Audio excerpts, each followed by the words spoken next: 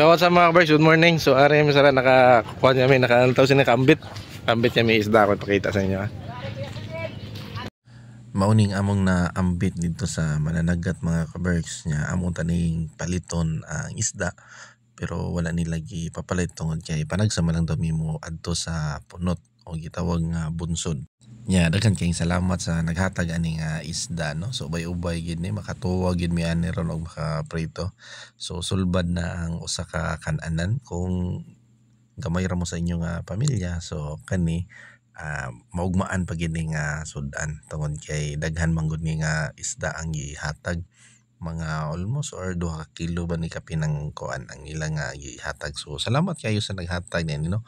Mao ni usa sa mga pinakanindot diri sa isla mga kabers, labi na nga naay mga mananagat nga buotan o daghan ang ilang kuha. So ang isda gyud ila ra gyud na ang ihatag, dili gyud na sila magpapalit labi na og daghan kayo ang ilang kuha.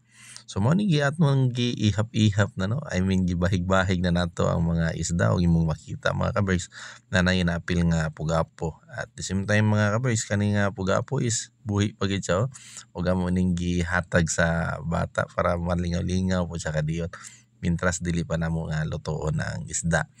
So wanta magdugay mga kabers ang dunay pipila ka na mga kauban nagandam na dayon og kaldero ani nga time kay para sakto kayo nga paniudto. So sayo pa ni sa buntag mga kabers medyo dili lang kay siya init tungod kay dudampog man.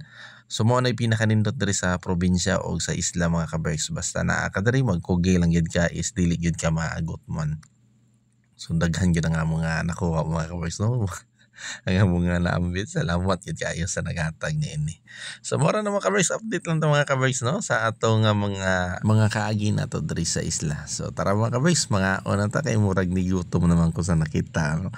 Nakakita ko nga nga luto no. Perting tamisa gyud ani sa sabaw mga kabers. So mora na mga kabers, thank you and God bless sa inyo nga tanan.